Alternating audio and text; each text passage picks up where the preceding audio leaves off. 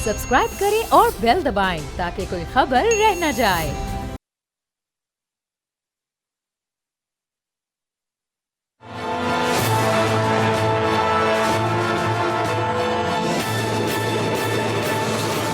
अस्सलाम वालेकुम, मैं बाब जहांगीर। आप देख रहे हैं प्रोग्राम तज्जिया। और पाकिस्तान तहरीक इंसाफ की जानिब से आज बिला आखिर एक बड़ा फैसला हो गया। इलेक्शन जीतने के बाद पाकिस्तान तहरीक इंसाफ के जो आज़ाद उम्मीदवार थे उन्हें एक पार्लिमानी जमात को ज्वाइन करना था। और इलेक्शन के बाद आज से चंद दिन पहले ये खबर सामने आई थी कि वो मजलिस वहदतुल मुस्लिमीन को ज्वाइन करने जा रहे हैं। और मजलिस वहदतुल मुस्लिमीन ने भी बिला मशरूत तौर पर पाकिस्तान तहरीक इंसाफ की हिमायत का ऐलान किया था। लेकिन आज चेयरमैन तहरीक इंसाफ बैरिस्टर गौहर, उमर अयूब और दीगर अहम रहनुमाओं ने MWM और उसके साथ साथ सुन्नी इत्तेहाद काउंसिल के सरबराहान के साथ एक बड़ी प्रेस कॉन्फ्रेंस की, जिसमें अल्लामा राजा नासिर अब्बास साहब भी मौजूद थे, जिसमें हामिद रजा साहब भी मौजूद थे। और वहाँ पर तहरीक इंसाफ ने फैसला किया कि वो सुन्नी इत्तेहाद काउंसिल को ज्वाइन करने जा रहे हैं। और बड़ा वाज़ेह उन्होंने कहा कि सिर्फ वफाक में नहीं बल्कि पंजाब और KPK में भी उन्हीं के साथ इत्तेहाद होगा। और उसकी वजह पाकिस्तान तहरीक इंसाफ की जानिब से बताई गई है कि जो मखसूस नशिस्तें हैं उनका हुसूल है। और वो ये कहते हैं कि सुन्नी इत्तेहाद काउंसिल को ज्वाइन करके हमें वो मखसूस नशिस्तें मिल सकती हैं। अब कानूनी तौर पर ये कैसे मुमकिन होगा? क्या सुन्नी इत्तेहाद काउंसिल की जानिब से सुनने में आ रहा था कि उन्होंने भी मजलिस वहदतुल मुस्लिमीन की तरह पहले से कोई फहरिस्त जमा नहीं करवाई हुई, तो फिर ये मखसूस नशिस्तें कैसे मिलेंगी? और मजलिस वहदतुल मुस्लिमीन से जो इत्तेहाद होने जा रहा था उसमें जो शमूलियत होने जा रही थी पाकिस्तान तहरीक इंसाफ के तमाम आज़ाद उम्मीदवारों की, तो वहाँ से वो बैकआउट क्यों हो गए? क्या उसकी वजह बनी? जबकि अल्लामा साहब उस प्रेस कॉन्फ्रेंस में मौजूद थे। तो इसी पर हम गुफ्तगू करते हैं। अल्लामा राजा नासिर अब्बास साहब हमारे साथ मौजूद हैं, मजलिस वहदतुल मुस्लिमीन के सरबराह हैं। बहुत शुक्रिया अल्लामा साहब, प्रोग्राम के लिए आपने वक्त निकाला। सबसे पहले तो ये बताइएगा कि आपकी जमात के और पाकिस्तान तहरीक इंसाफ के बड़े ज़बरदस्त अंदाज से मुज़ाकरात चल रहे थे। तमाम आज़ाद अरकान PTI के आपकी जमात में शमूलियत इख्तियार करने को तैयार हो चुके थे। PTI ने फैसला कर भी लिया था। फिर ये आखिरकार जो हतमी फैसला है वो सुन्नी इत्तेहाद काउंसिल के हक में क्यों आ गया? इसकी क्या वजह अल्लामा साहब? बिस्मिल्लाह रहमान रहीम। देखिए, पहली बात यह कि जब उन्होंने पहले अनाउंस किया था तो हमारे साथ कंसेंसस करके नहीं किया था, हम बैठे नहीं थे इकट्ठे आप लोग ना, बाकी सारे ना, तो इस लिहाज से उन्होंने अनाउंस कर दिया, हमने वेलकम किया। लेकिन जब हम इकट्ठे बैठे हैं तो हमारा जो कंसेंसस हुआ है आपस में वो सुन्नी इत्तेहाद काउंसिल के ऊपर हुआ है कि वो उस तरफ जाना चाहिए। अच्छा। तो लिहाजा मौजूद थे, मैं वहाँ मौजूद था। कल भी जो हमारी रात को, कल शाम को जो हमारी मीटिंग हुई थी उसमें भी हमारा कंसेंसस था। लिहाजा ये मसला नहीं, मुहिम ये है कि हमने, और हमारा भी पहले से हमारी आपस में अलायंस बना हुआ है, दाद बना हुआ है, जो कोई तादा कोई खत्म नहीं हुआ है। हम इकट्ठे हैं सारे के सारे, इंशाअल्लाह पार्लियामेंट में इकट्ठे हैं, पार्लियामेंट से बाहर इकट्ठे हैं, क्योंकि हमारे अहदाफ मुश्तरक हैं और उनमें कोई चेंज नहीं आया है। अच्छा, तो ये बहुत अच्छा हुआ है, हम आपस में ही हैं, हम इकट्ठे हैं और इंशाअल्लाह हमारी भरपूर तायद के साथ, बल्कि आप समझे कि हमारे जो हमने कहा कि ये ऑप्शन सबसे बेस्ट है, इस तरफ जाना चाहिए हमें। आपकी तजवीज़ थी, इसका मतलब अल्लामा साहब ये कि पाकिस्तान तहरीक इंसाफ बिल्कुल हमारी तजवीज़ थी, बिल्कुल हमारी तजवीज़ थी। अच्छा, और अल्लामा साहब इसकी वजह, इसकी बुनियाद क्या बनी इस तजवीज़ की? क्योंकि पाकिस्तान तहरीक इंसाफ का रुझान तो आपकी तरफ था।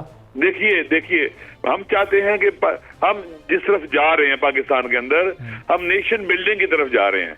हम चाहते हैं कि जैसे पाकिस्तान बनने से पहले हम सारे इकट्ठे थे और पाकिस्तान को बना लिया हमने, पाकिस्तान बचाने के लिए हम इकट्ठे हैं। तो हम में और सुन्नी इत्तेहाद काउंसिल में कोई फर्क नहीं है, एक ही हम लोग। सही। तो इस लिहाजा, और हम नहीं चाहते कि खुदा न खास्ता किसी किस्म का कोई मुश्किल किसी को पेश आए। हम साथ हैं, ये हमारा मशवरा था, हमने कहा ऑप्शन अडॉप्ट किया जाए और उन्होंने हमारी बात मान ली। और अल्लामा साहब, मखसूस नशिस्तों के लिए जो पहले से एक फहरिस्त जमा करानी होती है, तो आपकी जमात ने, मजलिस वहदतुल मुस्लिमीन ने तो वो जमा नहीं करवाई हुई। क्या हामिद रजा साहब भी? जी, क्या? और मेरे ख्याल भी हामिद रजा साहब से आप पूछ रहे हैं, मुमकिन है उनका, लेकिन अभी हमने नहीं कराई थी। अच्छा, सुन्नी इत्तेहाद काउंसिल का आपके इल्म है कि उन्होंने ये जमा कराई है, नहीं कराई? और अगर नहीं कराई, उनका इल्म नहीं है, मुझे इल्म नहीं है, उनको पता होगा। लेकिन ये है कि कुल्ली तौर पर हमने जो आपस में बैठ कर तय किया है और तायद भी ली है खान साहब से, इसकी अच्छा, ली गई है। अच्छा, खान साहब को बताया गया है कि हमारी तरफ से ये कहा जा रहा है, तो उन्होंने फिर उसको ओके किया। तो अल्लामा साहब, हमारे पास जो इत्तलात हैं वो ये हैं कि सुन्नी इत्तेहाद काउंसिल ने भी ऐसी कोई फहरिस्त जमा नहीं कराई। अब पाकिस्तान तहरीक इंसाफ का असल जो इशू है वो तो मखसूस नशिस्तें हैं, वो मसला तो वहीं का वहीं खड़ा हुआ है। वो मेरे ख्याल में उनके कानूनी बेहतर जान से बात कर लीजिए मखसूस नशिस्तों के हवाले से। जी, क्या कह रहे हैं? जी अल्लामा साहब, जरा दोहराइएगा, आपकी आवाज जरा सही तौर पर नहीं आ सकी थी। मैंने कहा कि वो उनके कानूनी माहिरीन जो है ना, वो बेहतर जानते हैं इस चीज के, जो कि बैरिस्टर गौहर साहब हैं या दूसरे हैं, उनके वो बेहतर जानते हैं, उनसे आप क्वेश्चन कर लें। ठीक है, चलें वो तो ये कह रहे हैं कि चलें वो तो हम 2018 की तरह ले लेंगे, उसमें भी कुछ इसी तरह का सिलसिला हुआ था। लेकिन अब ये बताएगा कि मखसूस नशिस्तें अगर ये इस इत्तेहाद को मिल जाती हैं तो उसमें आप लोगों का भी अलग से कोई हिस्सा होगा, कोई डिमांड आपने रखी है, वो नशिस्तें आपको भी चाहिए? मैं पहले कह रहा हूँ कि ये पीटीआई वालों के लिए जो वो कहेंगे हम उसमें उनके साथ हैं। हमने पहले भी कहा है कि हम कोई डिमांड शिमांड हम नहीं करने वाले किसी किस्म चीज की ना। हम इकट्ठे हैं, साथी हैं। मुश्किल घड़ी है ना, ये तो कोई माले गनीमत तकसीम करने का या कुर्बानी का गोश्त तकसीम करने का वक्त नहीं है।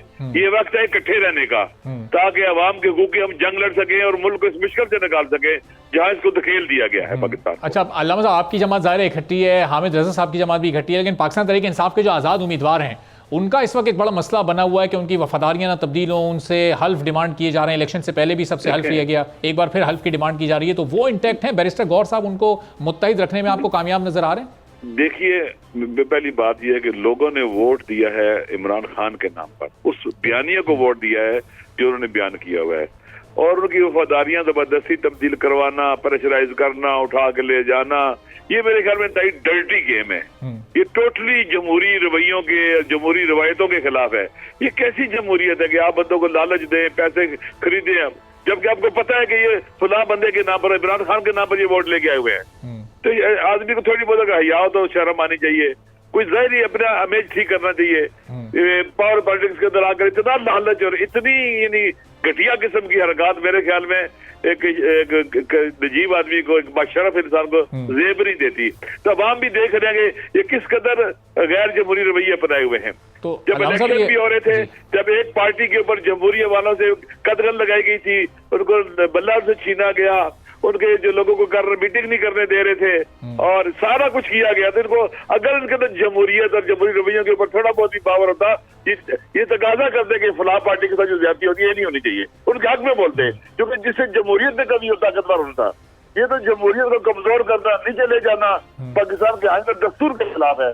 और मेरे ख्याल में ये रवैये जहाँ पहले मुल्क को उन्होंने तबाही के दायरे पर पहुंचाया, मजीद बर्बाद करेंगे हमारे। तो अल्लामा साहब, ये सारी जिम्मेदारी खरीदने वाले पर आप डाल रहे हैं या फिर बिकने वाले की भी अपनी कोई जिम्मेदारी है? अगर कोई शख्स कुरान शरीफ पर हल्फ लेता है और बाद में फिर वो रूगर्दानी करता है कि जब वो देखता भी है कि बिकने वालों को दबाया जा रहा है, प्रेशराइज किया जा रहा है, उठाया जा रहा है, तंग किया जा रहा है, उन्हें अपने दरबार में हाजिर होने के लिए बुलाया जा रहा है, सख्तियां की जा रही हैं, ब्लैकमेल करने की कोशिश की जा रही है, तो इनको भी पता होना चाहिए क्या हो रहा है पाकिस्तान के अंदर, ये कैसा इलेक्शन हुआ है। जो जीता है उसको जुनाब वाले उसके बंदियां उनको हरा रहे हैं और रिगिंग कर रहे हैं, और आप कैसे कहते हैं कि अवाम की राय पर डाका डाल रहे हैं। ये गलत है ना, ये सब के लिए। कल अगर किसी और पार्टी को वोट देते हैं तो उसको पता हो जाएगा ये रवैये अडॉप्ट हो जाएंगे, हम अपना लेंगे, तो पाकिस्तान में तो जमहूरियत है, डेमोक्रेसी है, वो कभी होगी। आप देखें, एक ज़हन में रख लें, पाकिस्तान के आइन की रोशनी में हाकिमियत अल्लाह की है, बिल्कुल, और इलेक्टेड नुमाइंदे जो है ना ये अमानतदार हैं उस अल्लाह की तरफ से दिए गए इख्तियारात की। हकीकत अल्लाह की है।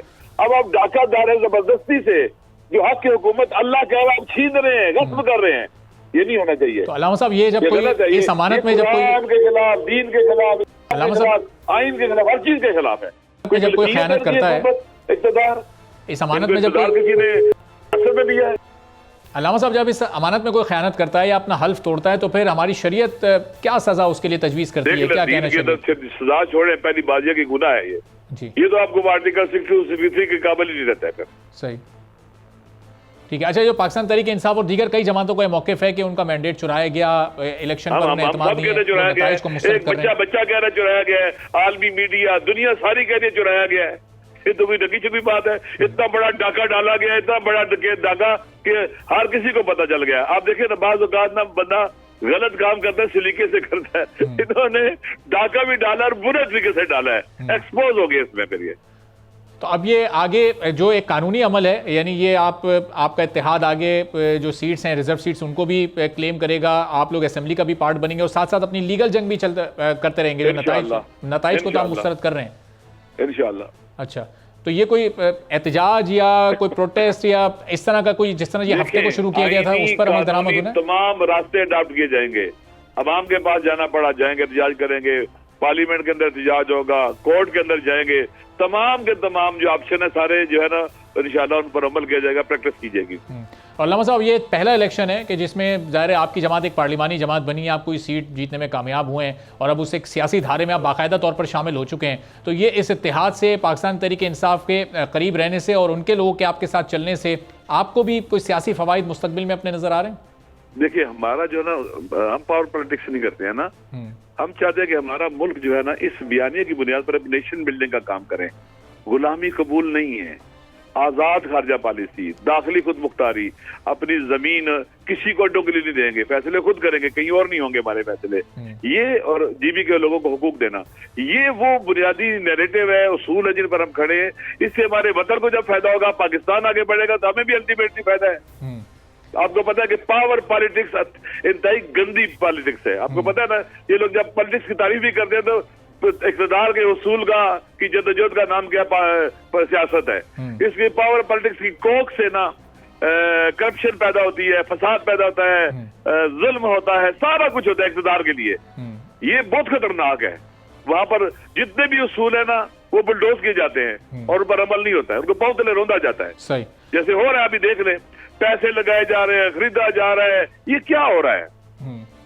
और ये पाकिस्तान के आईन दस्तूर के खिलाफ है, हत्ता क्या कहते हैं जमा मर्जी के भी खिलाफ है। अच्छा, ये लियाकत चट्टा साहब के जो इल्ज़ामात हैं कमिश्नर रावलपिंडी, जो मंजर आम पर आए भी 2 रोज़ पहले, अब तहकीकात इलेक्शन कमीशन की तरफ से उसकी शुरू हो चुकी है और अगर इन तहकीकात के नतीजे में उनके बयान को गलत करार दे दिया जाता है या उन्हीं पर चार्जेस लगा दिए जाते हैं और ये कहा जाता है कि इलेक्शन बिल्कुल साफ और शफाफ है, इलेक्शन कमीशन क्लीन चिट देता है खुद को भी, DROs को भी, ROs को भी, तो फिर ये जो आपका इत्तेहाद है, फिर इसका क्या मौक़िफ़ होगा उस पर? देखिए भाई, पहली बात आपको पता है कि यहाँ जो कोर्ट्स में फैसले हो रहे हैं वो कैसे हो रहे हैं। आप देखिए, इलेक्शन कमीशन का जो रवैया और जो प्रैक्टिस है वो कैसी है। कौन इन पर एतमाद करेगा? इन लोगों के ऊपर सारे के सारे इररिलेवेंट हो चुके हैं, कोई एतमाद नहीं करता इनके ऊपर। ये अपनी साथ खो बैठे हुए हैं।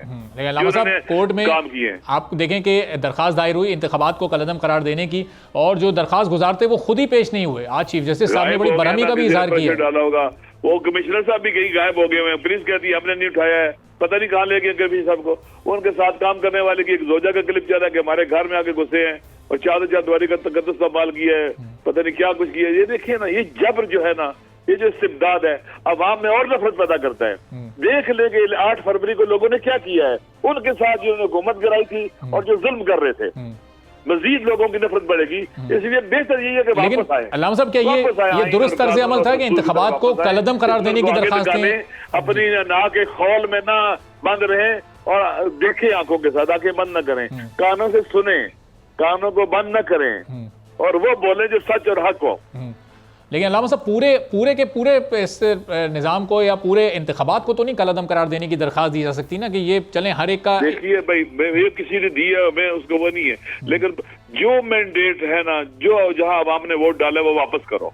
सही, इस चोरी को वापस करो, इस डकैती को वापस करो, मुल्क आगे बढ़ जाएगा। ये आप कहते हैं कि चोरी से पाकिस्तान तहरीक इंसाफ के मैंडेट पे हुई है या अपनी जमात के हवाले से भी आपका फिर यही मौक़िफ़ है? हमारे हवाले से भी ऐसे हुआ है, अभी पहले भी होता है, जीबी पे भी हुआ है, अभी भी हर दफा हमारे साथ ऐसे होता है। अच्छा, और हम दुबई में एक दफा जीबी में 6 सीटें जीते हुए थे, हमें कहा जी 2 आपको मिल गई हैं। अच्छा। 4 जो है ना खुद बाद में कहा, जब अगले इलेक्शन थे 4 आपसे छीनी गई थी, 4 जो है ना वो किसी और को दी गई। अभी आपका क्लेम क्या है? ये तो आपको पता है ना, मर्जी के लोगों को सीटें दी जाती हैं, उनसे मिलते हैं लोग, बातें करते हैं, सपोर्ट करते हैं, मैनेज करने की कोशिश करते हैं ताकि हमारी मर्जी के लोग मुसल्लत हो, अवाम की मर्जी के नहीं, अवाम की मर्जी और राय के नहीं, हमारी मर्जी के लोग आए ऊपर। इससे पाकिस्तान कभी आगे नहीं बढ़ सकेगा।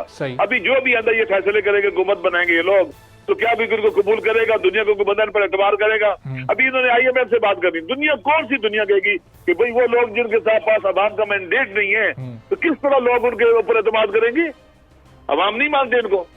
लेकिन अल्लामा साहब, अभी 2024 8 फरवरी को जो इंतखाबात हुए हैं उसमें आपका मैंडेट, आपका क्लेम क्या है, कितना था, कितनी सीट्स आप जीते थे और जो आपको वो सिर्फ एक सीट की सूरत में हमें बलूचिस्तान में हराया गया है और जगहों पर हराया गया है, पाड़ा चनार में, पसंद बहुत जगहों पर। देखिए मेरी बात सुन लें कि इस इलेक्शन को मैनेज करने की कोशिश की गई है, अवाम की राय को लूटने की कोशिश की गई है। मेरी गुजारिश ये है ऐसा सिस्टम बनाए, इलेक्शन कमीशन ऐसा हो कि जो रिजल्ट, जो वोट पाकिस्तान बैलेट में डाले बाहर निकले, अपना एतमाद बहाल करे। पाकिस्तान के इदारों का एतमाद होना चाहिए लोगों को उसके ऊपर, इनकी वैल्यू होनी चाहिए।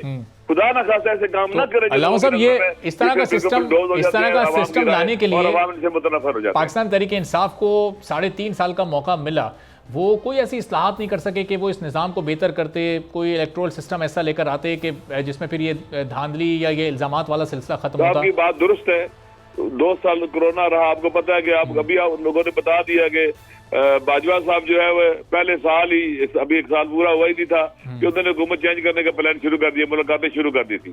तो जब आपको पता है कि अभी भी अब सूरत हाल आपके सामने है ना, तो ये मेरे ख्याल में सिलसिले खत्म होने चाहिए। हर कोई अपनी डोमेन में रहे, पाकिस्तान की खातर इन चीजों को करे। आइन और दस्तूर ने जगह हर एक की मुय्यन कर रखी है, उससे कोई बाहर ना निकले तो चीजें बेहतरी की तरफ चली जाएंगी। तो अल्लामा साहब, ये अगर अब फिर से अगर पाकिस्तान तहरीक इंसाफ और आपके इत्तेहाद की हुकूमत आती है, नंबर्स अगर पूरे हो जाते हैं, कोशिश करेंगे कि ये इस्लाहात अब जो माजी में नहीं हो सका ये लाई जा सके और हुकूमत संभालने में संजीदगी है आप लोग, या फिर अपोजिशन में ही बैठना चाहते हैं जो इस वक्त माशी हालात? फैसला पीटीआई ने करना है, इमरान खान ने करना है कि क्या हुकूमत में जाना या नहीं जाना है, और इतनी लिमिटेड तादाद के साथ कि क्या इससे हम वो काम करना जो कर जाते हैं वो कर सकते हैं, या इनका बैगेज उठाना है जो पीडीएम का।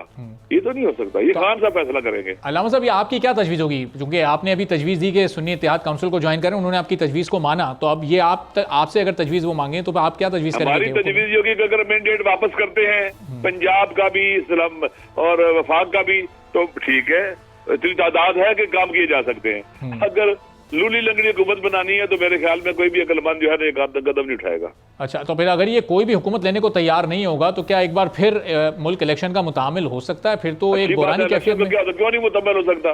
इलेक्शन कराए जा सकते हैं, और आप देखें बहुत से मुल्कों में इलेक्शन होते हैं, बाज़ चंद महीनों बाद हो जाते हैं, बाज़ 1 साल में 2 दफा 3 दफा हो जाते हैं। बिल आखिर हमें अपने अवाम के पास जाना है। अवाम है जो कानून और आइन के मुताबिक अपनी हुक्मरान मुंतखब करेंगे उन शराइत के साथ जो आइन में दी गई है। लेकिन अल्लामा साहब, दोबारा भी इलेक्शन हो जाए 2-3 माह बाद, और फिर अगर ये स्प्लिट मैंडेट आया इसी तरह का, डिवाइडेड आया, तो फिर कोई जमात एक्सेप्ट करेगी? जब लोग ये देखेंगे कि ना आइन के जरिए, कानून के जरिए, इंतखाबात के जरिए इलेक्शन कमीशन हमें रिलीफ नहीं देता, हमारी बात नहीं सुनी जाती, सुप्रीम कोर्ट, अदलिया जो भी है, तो फिर लोग, आपको पता है ना क्या रास्ता इख्तियार करेंगे? फिर लोगों को इंतखाब नहीं चाहिए होगा, फिर लोग फिर कहेंगे हम जाते हैं, हम एक इनकलाब की तरफ लोग सफर करते हैं। जब आप उनको बंद गली में धकेलेंगे, उनको उनकी राय को बुलडोज करेंगे, उनकी राय को कबूल नहीं करेंगे, तो उनके वोट को, तो फिर आप खुद देखेंगे आप किधर लेके जा रहे हैं अपने मुल्क को ना। अच्छा अल्लामा साहब, अगर लेके जाए, पाकिस्तान के हालात देख ले और मुल्क की सूरत हाल को देख ले, इकोनॉमिकल सूरत हाल को देख ले, ये मेरे ख्याल में वक्त है कि पाकिस्तान को बचाने को सोचा जाए और इन हालात से मुल्क को निकाला जाए। अल्लामा साहब, अगर आप हुकूमत बनाने के हक में आपका इत्तेहाद फैसला करता है तो क्या पीटीआई फिर बाकी जमातों के साथ बैठने को तैयार है? पीएमएलएन और पीपल्स पार्टी तो मना कर चुके हैं। आप उनसे पूछे, पीटीआई से पूछे। मैं फिर कह रहा हूँ कि भाई वो पहली बात है कि वो जो मैंडेट चोरी किया वापस कर दिया जाए, इलेक्शन कमीशन के जरिए, कोर्ट के जरिए वापस करवाएं उसको, ताकि अवाम की इलेक्टेड हुकूमत बने, अवाम ने जिसको मुंतखब किया है वो हुकूमत बने। लेकिन आपकी अपनी राय क्या होगी कि उन जमातों के साथ फिर बैठना चाहिए, उनके साथ तो पीटीआई नहीं बैठना चाहती? जो पार्लियामेंट में बैठा हुआ है साहब की जमात जो पार्लियामेंट में मौजूद है, वो पार्लियामेंट में 3 जगह कंसेंसस बनाने की, बातचीत करने की, वो पार्लियामेंट में होता है। तो मेरे ख्याल में जो पार्लियामेंट में वो बातचीत करेंगे आपस में, वहाँ एक जगह बैठे हुए मुल्क के हवाले से बात करेंगे और हवाले से बात करेंगे, पाकिस्तान के इंटरेस्ट के हवाले से बात करेंगे। ये तो आपको पता ही है कि जब पार्लियामेंट में मौजूद है तो बात हो तो होगी। तो जो बैरिस्टर गौर साहब जो अभी पार्टी को लेकर जिस तरह से चल रहे हैं, उनकी आपको सोच जो पार्टी की रियल लीडरशिप है उससे कुछ मुख्तलिफ नजर आती है? क्योंकि ज़ाहिर है जो बानी चेयरमैन है वो तो इनमें से किसी से बात नहीं करना चाहते थे। क्या बैरिस्टर साहब उनको कन्विंस करने में कामयाब रहे कि ये अगर सिस्टम में चलना है तो इन जमातों को साथ लेकर चलना होगा?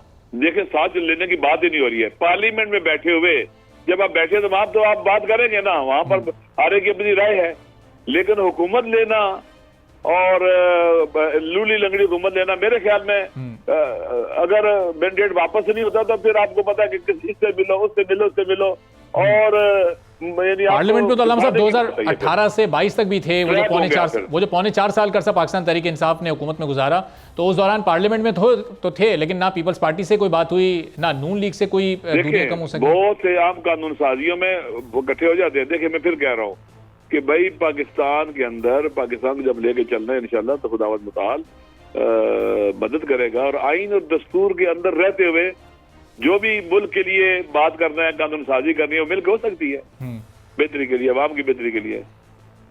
ठीक है, बहुत बहुत शुक्रिया। अल्लामा राजा नासिर अब्बास साहब मजलिस वहदतुल मुस्लिमीन के सरबराह हमारे साथ मौजूद थे। वो कह रहे थे कि पाकिस्तान तहरीक इंसाफ ने अब फैसला करना है कि आगे उन्होंने हुकूमत संभालनी है या फिर अपोजिशन में बैठना है और किस सियासी जमात से बात करनी है, किससे नहीं करनी। एक छोटा सा ब्रेक ले रहे हैं, ब्रेक के बाद बाकी तमाम सियासी जमातों से भी इसी पूरी सूरत हाल पर गुफ्तगू करेंगे कि अब बाकी सियासी जमातें PMLN पीपल्स पार्टी क्या हुकूमत बनाने का फार्मूला तय कर चुकी हैं या फिर अभी भी मुशावरत चल रही है। एक ब्रेक के बाद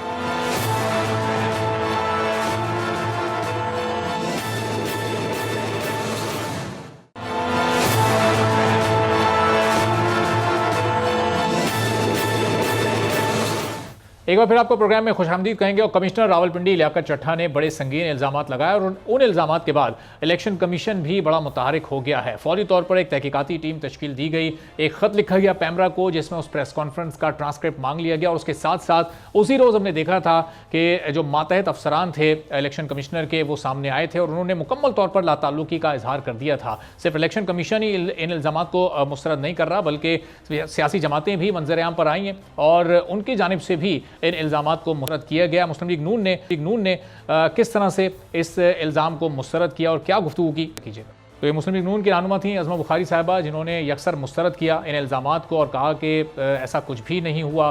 जो रावलपिंडी डिवीज़न की 11 नशिस्तें जिसमें नून लीग ने कामयाबी हासिल की है वो उन्हीं का मैंडेट है और वो मुस्लिम लीग नून के मुताबिक वो बिल्कुल दुरुस्त है। लेकिन अब रावलपिंडी डिवीज़न के ROs के बयानात भी कलमबंद होंगे और सिर्फ कमिश्नर रावलपिंडी की जानिब से ये शकूक व शुबहात नहीं जाहिर किए गए बल्कि फाफिन जो कि एक इंडिपेंडेंट इदारा है, एक गैर जानिबदार इदारा है, उसकी जानिब से भी ये मुतालबा किया गया है कि इलेक्शन का ऑडिट होना चाहिए है। चूँकि 50% से ज़ायद ऐसे हल्के थे जहाँ पर फाफिन को रसाई नहीं दी गई और जो उनको जायज़ा लिया जाना चाहिए था उनकी जानिब से, जिसका उनके पास इख्तियार भी होता है, हक़ भी उनके पास होता है, तो उन्हें उससे भी महरूम रखा गया और इसलिए उनके भी बड़े संगीन एतराज़ात इस इलेक्शन को लेकर मौजूद हैं। अब सियासी जमातें इस पर कैसे अपने तासुरात ज़ाहिर कर रही हैं और किस सियासी जमात का क्या जो इस वक्त तहकीकात चल रही हैं वो किस हद तक काबिल इत्मीनान है, इस पर हम गुफ्तगू करेंगे। सेनेटर हुमायूं मोमन साहब पाकिस्तान तहरीक इंसाफ के सीनियर रहनुमा हमारे साथ मौजूद हैं। पाकिस्तान पीपल्स पार्टी से अखुनज़ादा चट्टान साहब हमें ज्वाइन कर चुके हैं और नून लीग से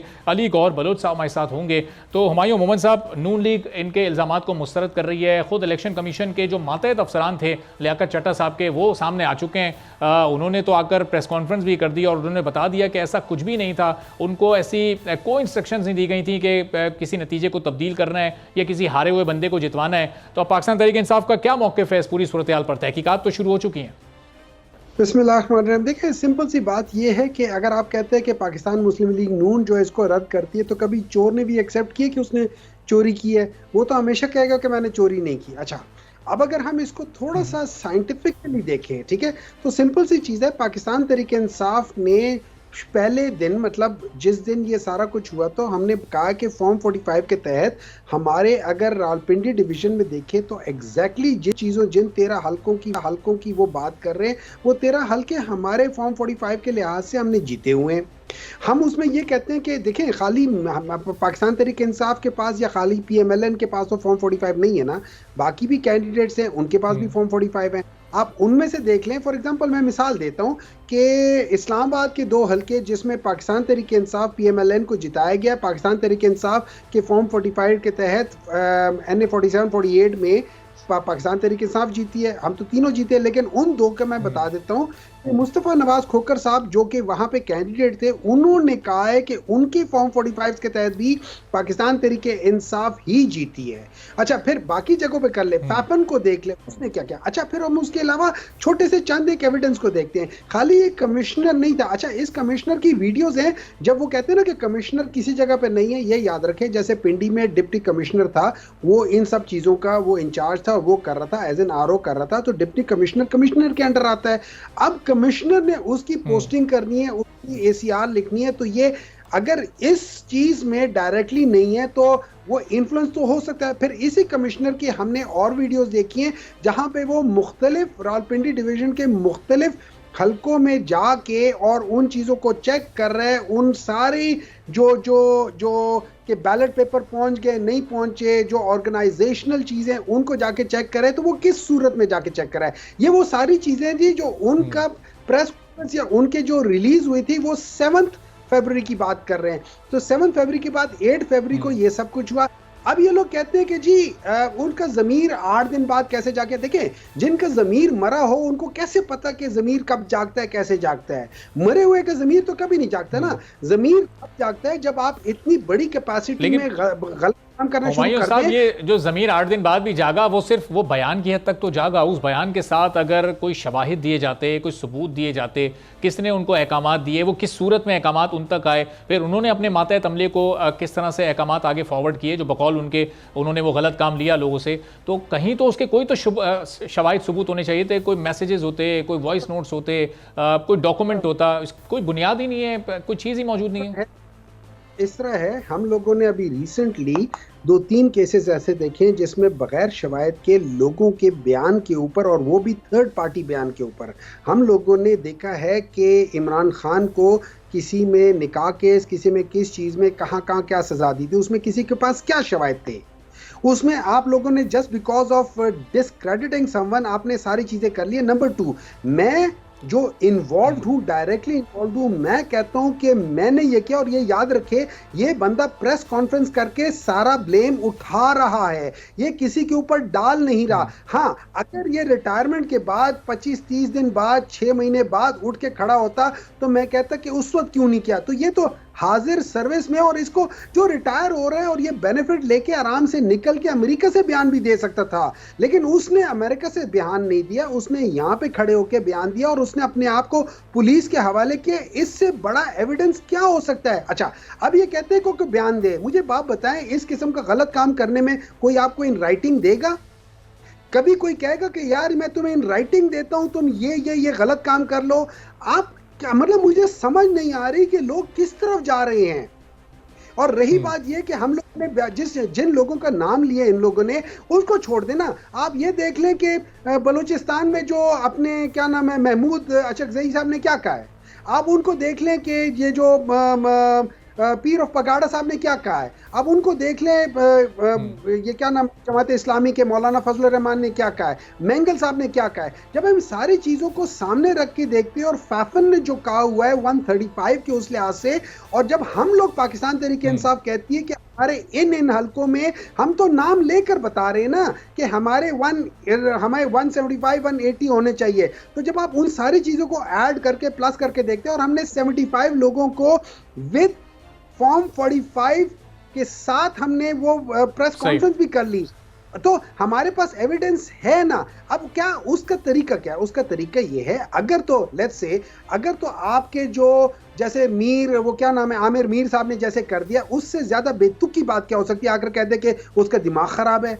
मतलब हाउ कैन अ पर्सन से लाइक दिस? और ये याद रखे, ये एक किस्म के केयर टेकर गवर्नमेंट है जिनको अनबायस्ड होना चाहिए। Number 2, how can a care taker government, जिसका ये काम था वो खुद इसके बारे में वो तहकीकात कर सकती है, आपको थर्ड पार्टी लानी पड़ेगी। तो उसके लिए बेस्ट तरीका, ठीक है, चलिए मोहम्मद साहब, पॉइंट आपका आ गया जी। अब ये फाफिन का भी यही डिमांड है कि ज़ाहिर है ये ऑडिट किया जाए। अब ये इस पर अमल दरामद क्यों नहीं हो रहा, या इन रिजर्वेशंस को इलेक्शन कमीशन अब तक दूर करने में कामयाब क्यों नहीं हो सका? अखूनज़ादा चट्टान साहब, अब क्या वजह है? ये जो अब 8-10 रोज़ का वक्त गुजर चुका है, अब तक तो इलेक्शन कमीशन को सारे तहफ़्फ़ुज़ात पर अब दूर कर देना चाहिए था। यानी जो भी रिजर्वेशन थी सियासी जमातों की, बड़ा आसान है, फॉर्म 45-47 को रीचेक करना, वो सामने रखे जाएँ और उनके रिजल्ट को मैच कर लिया जाए, उसके मुताबिक नतीजा अनाउंस कर दिया जाए। ये वजूहात क्या है कि इतनी ताख़ीर हो रही है हर चीज़ में?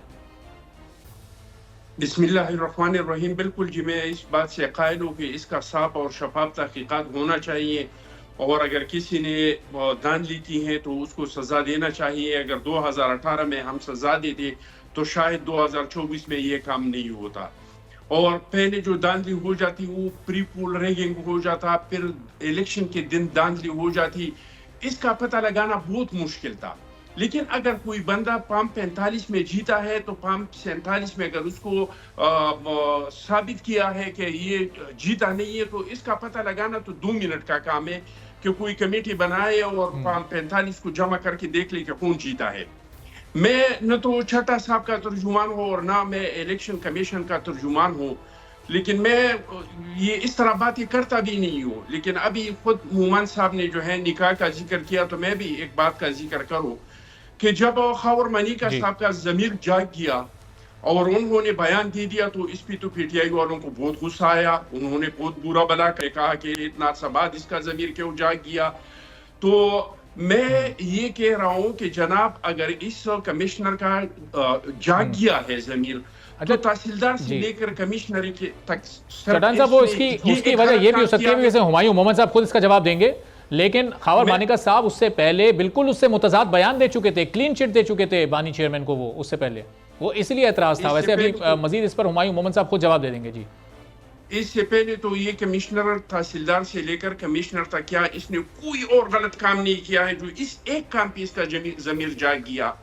तो ये मसला भी मैं नहीं कह रहा हूँ कि वो झूठ बोल रहे हैं, लेकिन मैं ये कह रहा हूँ कि इसका भी साफ और शफाफ तहकीकात होना चाहिए और इसका भी पता लगाना चाहिए। अगर ये उन्होंने गलत बयानी की है तो उन्होंने इस रियासत के साथ बहुत ज्यादती की है। उन्होंने इस रियासत में इंतशार फैलाने का, अनारकी फैलाने में एक भरपूर किरदार अदा किया है। तो मैं तो न इसके बयान को गलत कह रहा हूँ न ठीक कह रहा हूँ। मैं सिर्फ ये कह रहा हूँ कि तहसीलदारी से लेकर कमिश्नरी तक इन्होंने जितना काम किया है कि इसमें कोई गलत काम इन्होंने नहीं किया, सिर्फ एक काम। चट्टान साहब लेकिन एज पॉलिटिकल वर्कर आप एक सियासी जमात के सीनियर रहनुमा हैं, तो ये आप ये तो नहीं कह सकते कि ना मैं गलत कह रहा हूँ ना मैं सही कह रहा हूँ। आपकी जमात का क्या ख्याल है, इस इलेक्शन में कोई धांधली हुई है, मैंडेट को आगे पीछे किया गया है या नहीं किया गया? अगर आपका ये ख्याल है तो फिर कमिश्नर रावलपिंडी से मिलते जुलते हैं आप लोगों के ख्यालात भी, और अगर आप कहते हैं कि बिल्कुल फ्री एंड फेयर इलेक्शन थे तो फिर आप कहें कि हाँ जी मैं नहीं कहता कमिश्नर रावलपिंडी के बयान से मैं एग्री नहीं करता।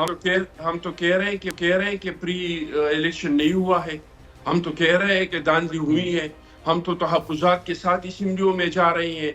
लेकिन मैं कमिश्नर के बारे में कह रहा हूँ कि उन्होंने अगर एक इल्ज़ाम लगाया है, हम तो जा रहे हैं जो आईनी इदारे हैं इसमें ट्रिब्यूनल में जा रहे हैं, अदालतों में जा रही है, अपने केसेस को लेके जा रही है सबूतों के साथ। उन्होंने अगर इल्जाम लगाए तो इसका तहकीकात होना चाहिए। अगर हकीकत है तो जिम्मेदारान को सजा मिलना चाहिए। चट्टान साहब जिन हलकों पर आप लोगों को जिन हलकों में आप लोगों को एतराज है पाकिस्तान पीपल्स पार्टी को, तो वो फिर एक तरह से वो भी आप भी इल्जाम ही लगा रहे हैं ना इलेक्शन कमीशन पर कि उसने अपनी जिम्मेदारियों को नहीं पूरा किया या मैंडेट को आगे पीछे किया गया, जीते हुए शख्स को हरवाया गया, तो वो भी एक चार्जशीट इलेक्शन कमीशन के खिलाफ है आपकी भी। हम तो बिल्कुल पूरा सबूतों के साथ जा रहे हैं और ये तो इल्जाम लगा रहे हैं इलेक्शन कमिश्नर पे और इल्जाम लगा रहे हैं चीफ जस्टिस पे। नाम ले एस्टेब्लिशमेंट का, अगर ये कमिश्नर का जमीर इतना जाग गया था और ये इतना बाज़मीर बंदा है तो उसको पता होगा कि ये काम तो एस्टेब्लिशमेंट के बगैर हो नहीं सकता है।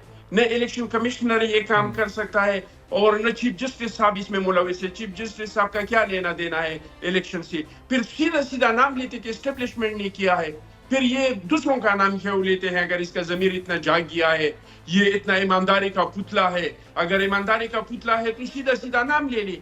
फिर इलेक्शन कमिश्नर का नाम क्यों ले रही है? फिर चीफ जस्टिस साहब का नाम क्यों ले रही है? फिर तो अगर ईमानदारी का पुतला है, जमीर जाग गया है, खुदकशी पे तैयार हो गया था, फिर तो सीधा सीधा नाम ले ले कि भाई ये सब कुछ एस्टेब्लिशमेंट ने किया है। ये तो एस्टेब्लिशमेंट का नाम नहीं ले रही है। सही, ठीक है। अब चट्टान साहब जाहिर है ये मामला तो चलता रहेगा, जाहिर है जब यहाँ कमेटीज़ बन जाती हैं फिर वो बड़े लंबे अरसे से तक वो तहकीकात चलती रहती हैं। लेकिन अब हुकूमत साजी का जो मरला है, अब हुमायूं मोहम्मद साहब ये बताएं कि आपकी जमात के नंबर तो ज़ाहिर है इस वक्त बज़ाहिर पूरे होते नज़र नहीं आ रहे, जो एक मुकर्ररा मुद्दत है 29 फरवरी से पहले तक, तो फिर अपोजिशन में बैठने का उसूली फ़ैसला आप लोग अब कर चुके हैं, एक मजबूत अपोजिशन के साथ शायद 100 नंबर के आसपास कोई आपके वो फिगर्स होंगे, तो ये फ़ैसला अब वाज़ेह हो चुका है या अभी भी कोई हुकूमत बनाने के इम्कानात मौजूद हैं आप लोगों के पास? मैं सबसे पहले थोड़ा सा वो क्लेरिफाई कर दूं, जो अखुनज़ादा चट्टान साहब ने जो बात की थी वो निकाह केस में, देखिए उसमें दो मसले हैं। एक तो ये मसला है कि मानिका साहब ने पहले कह दिया था कि जो बुशरा बीबी के बारे में उन्होंने साहब कह दिया था। नंबर 2, बुशरा बीबी ये जो इद्दत का पीरियड होता है ये टेक्निकली वो टाइम होता है जब वो अपने खावंद के घर में हो। अगर वो अपने खावंद के घर से जा चुकी होती है तो फिर इद्दत पीरियड उसमें नहीं होता है। नंबर 2, ये जो चीज़ें होती है शरियन, इसके ऊपर एक चीज़ होती है कि सिर्फ और सिर्फ औरत की गवाही काउंट होती है, किसी और की गवाही नहीं काउंट होती। तो यहाँ पे जज साहब ने और जो शरीयत है ना उसको भी हटा के उन्होंने एक ऐसे आदमी को, वो कहते हैं कि जी मुझे 100% पता है, किसी को 100% नहीं पता होता है, ये वैरी करती है, ये मेडिकल उस लिहाज से होती है। तो उसमें एक नहीं, दो नहीं, 3-4 मेजर ग्लिचेस है जिसके बेसिस पे हम लोगों ने एक बंदे की, कि जिसने पहले एक बयान था तो दूसरा बयान दिया था, और अगर एक झूठा बंदा हो तो उसका बयान वैसे ही पाकिस्तान के उस लिहाज से भी उसका, और वो इस्लाम के लिहाज से भी उसका बयान तो आप कलम बंद कर ही नहीं सकते। अब आ जाती है बात इसमें जो इलेक्शन की बात है। देखिए इस तरह है कि क्या एस्टैब्लिशमेंट ने क्या उन्होंने ये बताया है, उनकी नजर में उन्होंने लोगों के नाम लिए। अब अगर मैं बैकग्राउंड में चला जाता हूं तो मुझे ऐसा लगता है कि जब हम देखिए जब हम इलेक्शन में धांधली की बात करते हैं तो हम 3 स्टेजेस में धांधली की बात करते हैं, pre election, on the day of election and post election.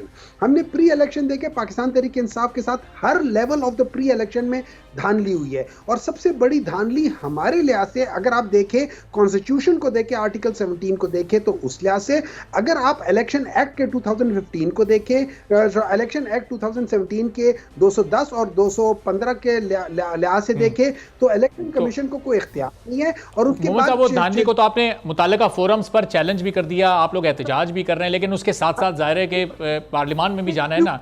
आप जैसे आज आप लोगों ने फैसला कर लिया सुन्नी इत्तेहाद काउंसिल से इत्तेहाद का, तो अब जी मेरे लिहाज से अगर उन्होंने चीफ जस्टिस साहब का नाम लिया है, और ये याद रखिए कि अभी हफ्ता 10 दिन पहले चीफ जस्टिस साहब ने कहा था कि मैं तो टीवी नहीं देखता, और कोई प्राइम मिनिस्टर इलेक्ट हो गया है कि नहीं हुआ, और हुकूमत बन गई या नहीं बन गई, लेकिन जो ही ये हुआ तो 2 घंटों के अंदर उन्होंने आके प्रेस कॉन्फ्रेंस, प्रेस के लोगों को आके बयानात भी देने शुरू कर दिए। तो बास चीजें आपको प्रॉब्लम आना शुरू हो जाती है जब आप चीजों को देखते हैं, वो आपको नेचुरल फिनोमेना नहीं लगता।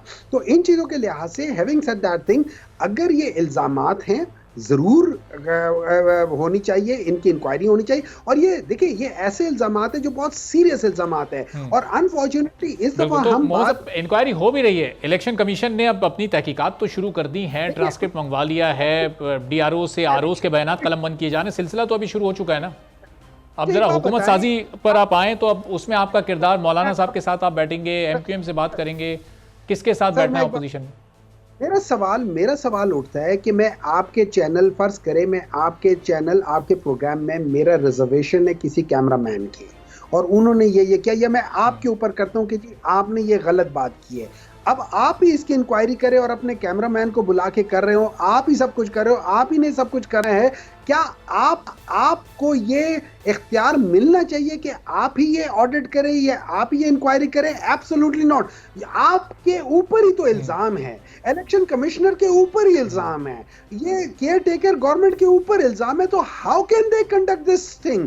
This is not fair. अगर आपने इसी तरीके से करना है तो आप सिंपल कहते जी हमने इंक्वायरी की और बस कर दिया, 1 मिनट में वो कर ली, इतना आप देर क्यों लगा रहे लोगों को अननेसेसरी के DA देने की क्या जरूरत है? बस डायरेक्ट फिर कौन सी बॉडी इन ये तहकीकात करे? फिर ये जो आपको 3.5-4 साल का वक्त मिला, आपको ऐसी इस्लाहात लेकर आनी चाहिए थी कि ये इन इदारों में ये खामियां रह ही नहीं जाती। फिर ऐसी आप इंडिपेंडेंट बॉडीज़ बना देते कि अगर ऐसी कोई शिकायत हो भी तो वो उस बॉडी के पास जाए और वो फ़ौरन 24 से 48 घंटे में फैसला कर दे।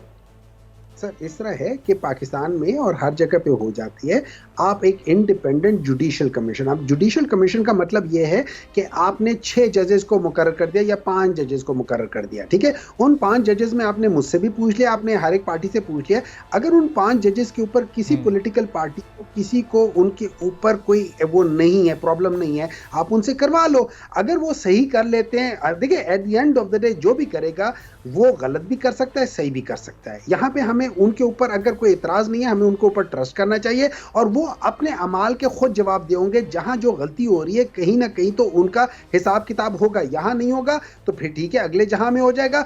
बचकर तो ये नहीं जा सकेंगे ना। आज ये मेरे यहाँ पे हक को, और ये जाके ये पाकिस्तान तहरीक इंसाफ का हक नहीं है, ये उन लोगों का हक मारा जा रहा है जिन्होंने वोट दिया है। मसला तो उन लोगों का है और ये पॉलिटिकल मेरिट का मसला है।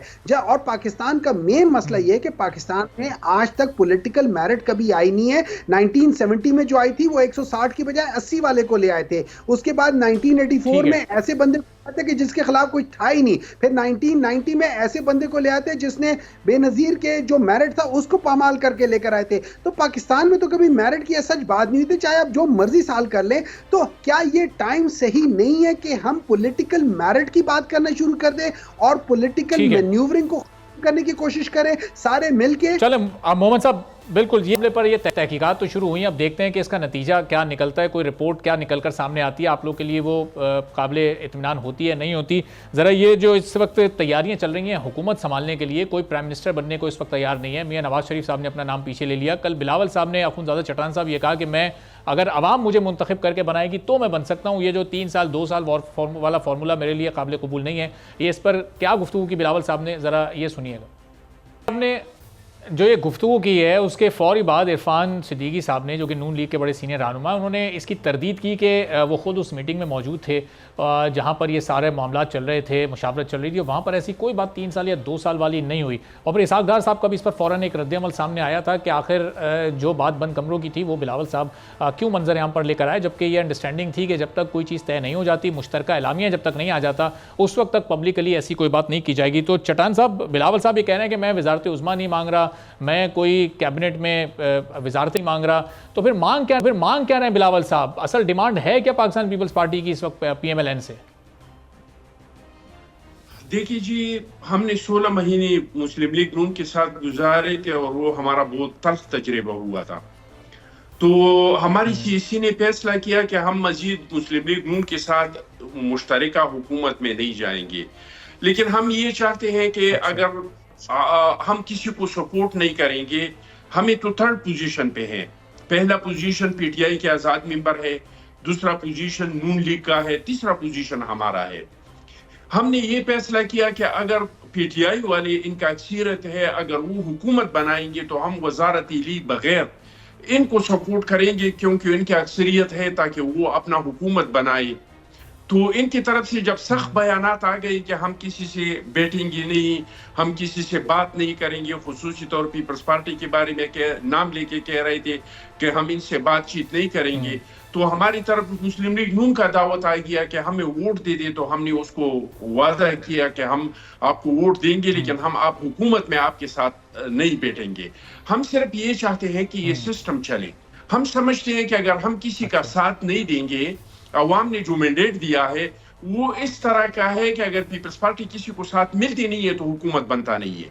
अगर PTI के साथ मिलती नहीं है, PTI का हुकूमत नहीं बनता। चट्टान साहब, जो नून लीग का आप लोग साथ दे रहे हैं वो बड़ा लिमिटेड साथ है। चट्टान साहब, नून लीग का बड़ा महदूद साथ दे रहे हैं। अगर पाकिस्तान तहरीक इंसाफ आपसे बात करने पर राजी होती है और उनके साथ आप हुकूमत में बैठते, तो उनका भी इसी तरह महदूद साथ देते, सिर्फ हुकूमत बनवा देते, या फिर वहां पर आप वजारतें भी लेते, कैबिनेट में भी शामिल होते और पूरी फैसला साजी का हिस्सा होते? बिल्कुल भी हम हुकूमत में शामिल नहीं होते। जो तरीका हमने मुस्लिम लीग नून के लिए है, इस तरीके से हम PTI के साथ भी मिलते। हमारा सिर्फ ये है कि अगर हम किसी के साथ मिलते नहीं है तो हुकूमत नहीं बनेगा। जब हुकूमत नहीं बनेगा तो दोबारा इलेक्शन होगा। हमारे मुल्क का जो मईशत के हालात है, हमारा मुल्क दोबारा इलेक्शन का मुतहम्मिल नहीं हो सकते हैं। हमारे मुल्क की जो अमन अमान की सूरत हाल है, हमारा मुल्क दोबारा इलेक्शनों का मुतहम्मिल नहीं हो सकता है। जैसा इलेक्शन शुरू हुआ 1 जनवरी से लेकर 31 जनवरी तक, मेरे हल्के में 7 हमले हो गए। 4 हमले कैंडिडेट पे हो गई, PK के कैंडिडेट पे। इसमें एक NA का कैंडिडेट शहीद कर दिया, जिसकी वजह से इलेक्शन मुलतवी हुआ। तो पाकिस्तान में इलेक्शन में लोग मरते हैं। पाकिस्तान में बार बार इलेक्शन करना कोई मजाक नहीं है। हम सिर्फ एक सिस्टम चले, हम सिर्फ ये चाहते हैं कि हुकूमत बने, और हम ये चाहते हैं कि इस मुल्क में सियासी इस्तेहकाम आए, क्योंकि सियासी इस्तेहकाम नहीं आएगा तो आप 2/3 मेजॉरिटी से हुकूमत बनाए, 3/3 मेजॉरिटी से हुकूमत बनाए, इस मुल्क का कोई फायदा नहीं होगा, इस मुल्क का मईशत मजबूत नहीं होगा, इस मुल्क के अमन अमान बेहतर नहीं होंगे, इस मुल्क के मसाइल हल नहीं होंगे। हम ये चाहते हैं कि हुकूमत। तो चट्टान साहब, एक तरफ आप हुकूमत भी बनवाना चाह रहे हैं, एक तरफ आप ये भी चाह रहे हैं कि सियासी इस्तेहकाम भी हो, एक ऐसी हुकूमत जो कि वो पूरा का पूरा आप पर डिपेंड कर रही होगी, आप जब चाहेंगे उस हुकूमत को गिरा सकेंगे, तो ये फिर वो कैसे एक मुस्तहकम हुकूमत होगी? किस तरह वो बड़े फैसले और मुश्किल फैसले ले सकेगी जिसकी इस वक्त ज़रूरत है? देखिए जो भी कदम वो कौम के लिए, पाकिस्तान के लिए, रियासत के लिए उठाएंगे, रियासत के बेहतरी के लिए उठाएंगे, इंसानी हुकूक की बेहतरी के लिए उठाएंगे, वो इस मुल्क में जमहूरियत को मजबूत करने के लिए कदम उठाएंगे, फ्रीडम ऑफ प्रेस के लिए कदम उठाएंगे, हम इसका जरूर साथ देंगे। लेकिन अगर वो कोई इस तरह के फैसले करते हैं जो मुल्क के मफाद में नहीं है, कौम के मफाद में नहीं है, फिर चाहे इसके साथ हम वजारतें ले लें या वजारतें नहीं ले, हम इन फैसलों की मुखालफत करेंगे।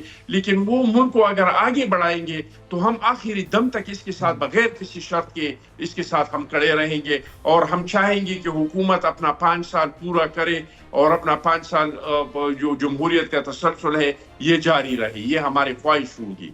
ठीक है, चलें, जमहूरियत के तसलसल के लिए इस वक्त हुकूमत बने और फिर वो मुल्क के हक़ में फ़ैसला करे। जो फ़ैसला मुल्क के हक़ में होगा, रियासत के हक़ में होगा, उसमें पीपल्स पार्टी आने वाली हुकूमत के साथ होगी। अब बहरहाल यहाँ ये भी एक सवालिया निशान है कि एक फ़ैसला जो कि नून लीग के बकौल मुल्क के हक़ में हो और वो अगर पाकिस्तान पीपल्स पार्टी के नज़दीक मुल्क के हक़ में ना हो तो फिर ये फ़ैसला कौन करेगा। बहुत बहुत शुक्रिया अखून ज़ादा चटान साहब, सेनेटर हुमायूं मोमन साहब, दोनों मौज़ूज़ मेहमानों का। नाज़रीन, आज के प्रोग्राम से फ़िलहाल इतना ही, इजाज़त दीजिए, अल्लाह।